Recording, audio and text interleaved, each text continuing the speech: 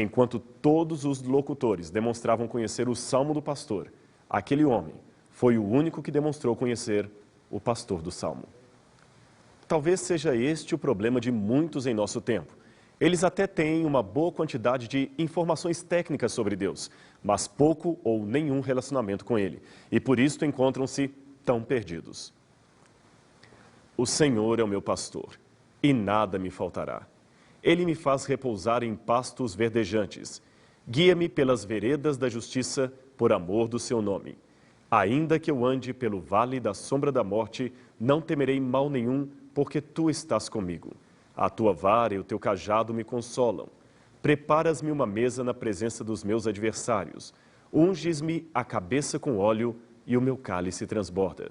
Bondade e misericórdia certamente me seguirão todos os dias da minha vida, e habitarei na casa do Senhor para todo o sempre. A mais antiga tradição judaico-cristã atribui este salmo a Davi, rei de Israel que cuidava dos rebanhos de sua família antes de se tornar o monarca sobre todo o território.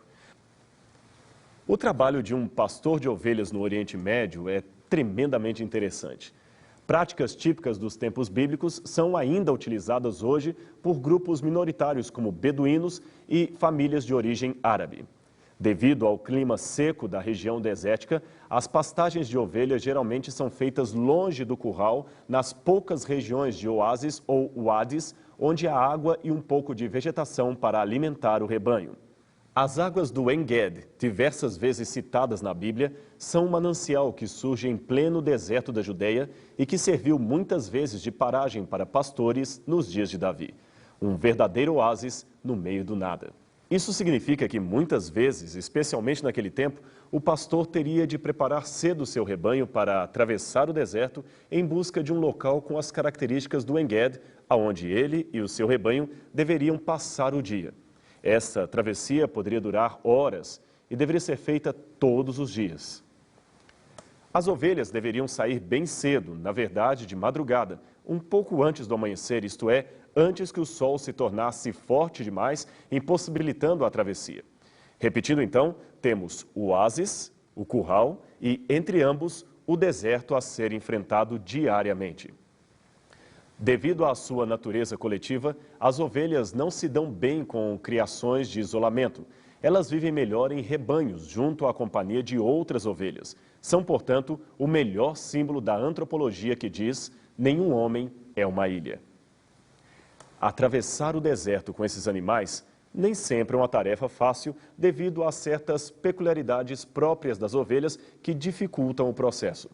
Como você sabe, as ovelhas são animais mamíferos com um peso médio de 50 quilos na fase adulta, podendo fornecer de 4 a 12 quilos de lã a cada tosquia. Mas é aonde para esta descrição técnica que inicia as peculiaridades vistas pelo pastor. É comum ver no Oriente Médio duas pessoas cuidando do rebanho, às vezes um jovem e um ancião, uma moça e um rapazinho adolescente, ou então uma criança como esta que encontramos cuidando de cabras no deserto de Baiuda, no Sudão. O motivo para esse comportamento está no fato de que a ovelha geralmente é um animal que não aceita bem a troca de proprietário. Ela se acostuma tanto com o anterior que fica deprimida com a sua ausência, recusando inclusive a água ou comida que lhe seriam dadas pelo novo pastor, que ainda lhe é um estranho.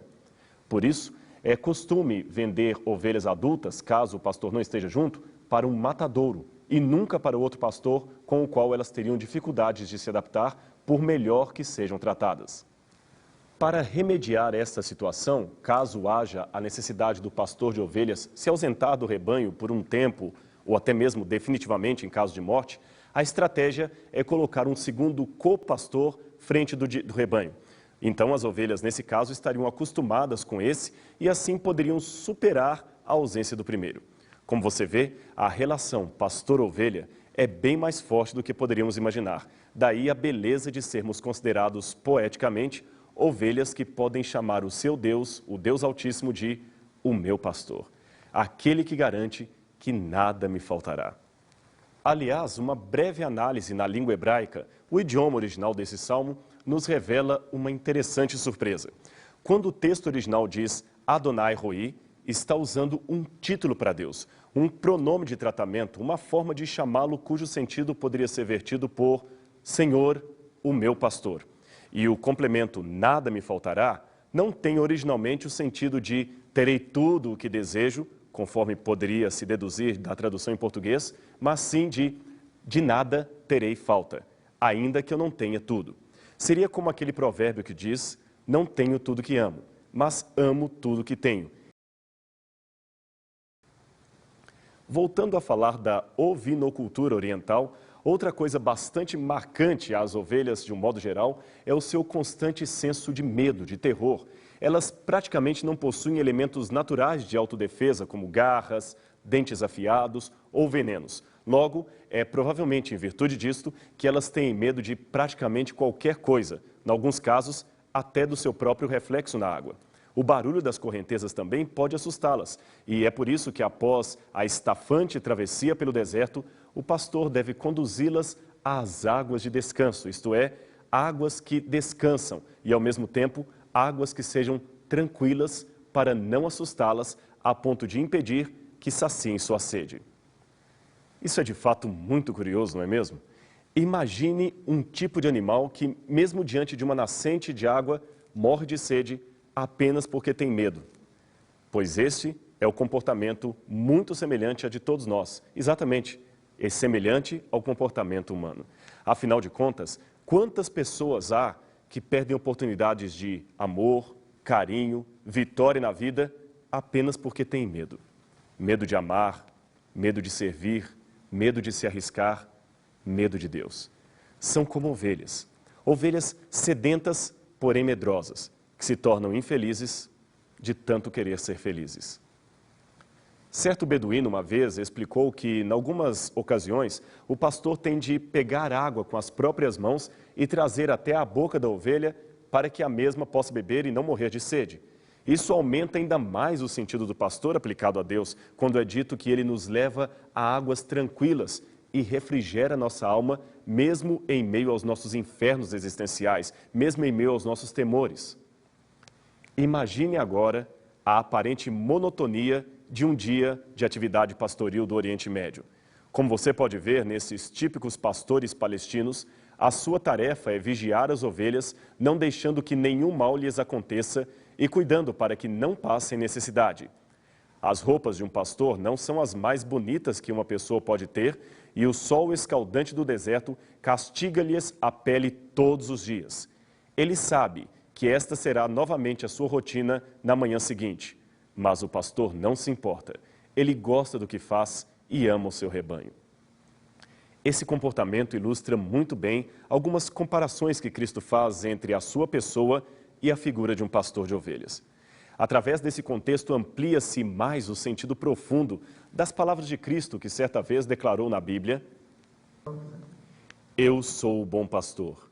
O bom pastor dá a vida por suas ovelhas. João 10, verso 11.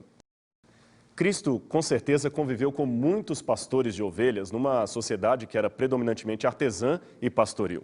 O povo que o ouvia compreendeu de modo bem claro a comparação que ele fez ao equiparar o seu amor pela humanidade ao de um pastor pelo seu rebanho. Chega finalmente a tardinha e é hora de todos voltarem para o curral. O ideal é sair no momento em que não se pegue o escaldante sol do dia, nem o gelado vento da noite que, pasmem, permeia as madrugadas do deserto, obrigando todos a se agasalharem muito bem.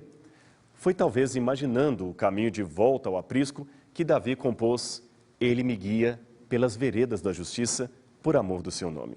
Isto quer dizer que ele me leva por caminhos retos, não tortuosos. Com ele estamos seguros de estar voltando para casa, estar de volta para o lar. Mas o texto abre espaço para a possibilidade de provações ao longo do caminho. Noutras palavras, a companhia do bom pastor oferece conforto e segurança, mas não garante uma paisagem constantemente tranquila. Existe a possibilidade de andar pelo vale da sombra da morte. Alguns comentaristas supõem que o Vale da Sombra da Morte, descrito no Salmo, seria um lugar real, geograficamente parecido com este que você está vendo em seu vídeo. Caminhos íngremes e apertados em meio às rochas que oferecem muitos riscos para a vida do rebanho, desde o ataque de animais que ficavam nos penhascos até mesmo a queda em meio ao terreno bastante escorregadio. Por isso o nome Vale da Sombra da Morte, isto é, os vales em que há constante risco de vida. Mas se esse trajeto era inevitável para poder voltar então para casa, por que não enfrentá-lo? E como fazer para que animais tão medrosos como as ovelhas atravessassem uma região tão difícil e tão perigosa como esta? Bem, neste ponto, alguns pastores desenvolveram uma técnica de adestramento bastante curiosa, bastante inusitada. Eles cantam ou tocam para que as ovelhas, ao som de sua voz, se acalmem. Elas então formam uma fila indiana, exatamente como esta que você está vendo, e passam através do lugar perigoso. Isto não é incrível? Elas simplesmente reconhecem a voz do seu pastor e tal fenômeno nos faz lembrar aquela outra comparação feita por Cristo ao dizer certa vez: as minhas ovelhas ouvem a minha voz e me seguem. João 10, 27. E se uma ovelha caísse, como o pastor poderia resgatá-la? Bom, para isto ele contava com um instrumento chamado cajado, que normalmente se aparece como estes nas pinturas artísticas relacionadas ao antigo Oriente Médio. O que poucos sabem é que o cajado poderia ter 3 funções, e 2 delas estão relacionadas no Salmo. Daí a expressão, a tua vara e o teu cajado. O mesmo instrumento tinha uma função protetora, a lança, salvadora, o cajado, e disciplinar, a vara. O mesmo Deus pastor que acolhe e protege também castiga aos que ama, não para fazê-los sofrer, mas para aprimorá-los, sabendo que muitas vezes a dor é o que nos ensina em certos momentos que, de outro modo, não aprenderíamos. Essa, afinal, é a dinâmica de nossa vida. Se sofrermos demais, não suportaremos. Mas, se sofrermos de menos, nunca saberemos quão mal é o mal e não desejaremos nos livrar dele. Por isso que Deus, de maneira infinitamente sábia, administra a dosagem de varas, lanças e cajados que precisamos ter em nossa caminhada pelo Vale da Sombra da Morte até chegarmos novamente ao lar que ele prometeu. E por falar em lar, é emocionante ver a cena de um rebanho chegando ao aprisco. Elas parecem saber, de algum modo, que estão chegando em casa, que o deserto ficou para trás. Ali o pastor costuma dar-lhes uma última refeição que supre as suas energias, aquelas gastas na travessia do deserto. E elas estarão então prontas para dormir. Mas antes disto, um último trabalho deve ser feito, uma recontagem das ovelhas. Todo o pastor no Oriente Médio conta as suas ovelhas várias vezes durante o dia, sempre com o objetivo de verificar se não está faltando nenhuma. As condições adversas do lugar, somadas à falta de cercas, tornam o deserto um local traiçoeiro para o rebanho, com possibilidade de extravio do grupo. Daí as constantes contagens e recontagens do rebanho.